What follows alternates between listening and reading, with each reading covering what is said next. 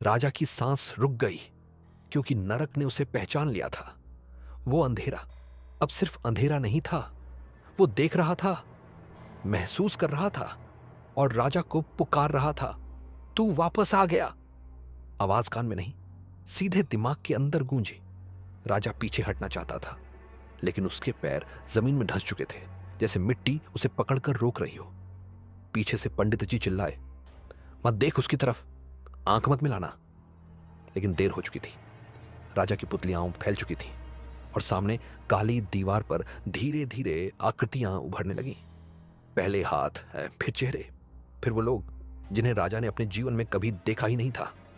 अचानक राजा के सामने वही पुराना कुआं उभर आया। ठंडी हवा, गीली मिट्टी की गंध और पानी में हिलती लाल परछाई। राजा कांप गया। मैं वहां कभी गया ही नहीं। उसकी आवाज टूट रही थी। अंधेरा हंसा, झूठ बोलना इंसानों की आदत है, पर आत्मा याद रखती है। और तभी राजा के दिमाग में एक याद चमकी।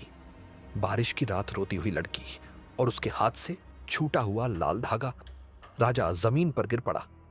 नहीं, वो मैं नहीं था, मैं बच्चा था। पंडित जी का चेहरा सफेद पड़ चुका था। यही कारण है, ये तुझसे बंधा हुआ है। तू इसे छोड़कर भागा था, पर ये तुझे छोड़कर कभी नहीं गया। अचानक मंदिर की फर्श फट गई। अंदर से हड्डियों जैसी उंगलियां बाहर आने लगीं। एक, दो, 10, सैकड़ों, सब राजा की तरफ बढ़ रही थी। दीवारों पर खून जैसा पानी बहने लगा और उसी में एक आकृति साफ हुई। एक लड़की जिसकी आंखें नहीं थीं, सिर्फ काले गड्ढे। वो धीरे धीरे राजा के सामने आकर खड़ी हो गई। मुझे याद है, तूने हाथ छोड़ा था। राजा चीखा, मैं डर गया था। लड़की मुस्कुराई, और अब तू फिर डर रहा है।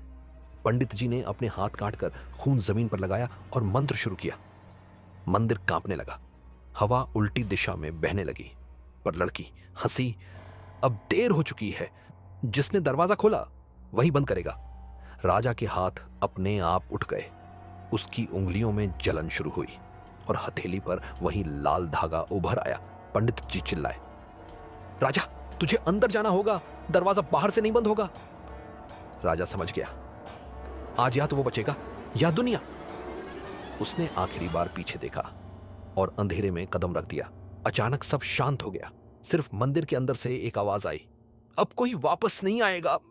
और दरवाजा खुद ब खुद बंद हो गया। पंडित जी घुटनों पर गिर पड़े, क्योंकि इस बार अंधेरा बाहर नहीं आया था, कोई अंदर चला गया था।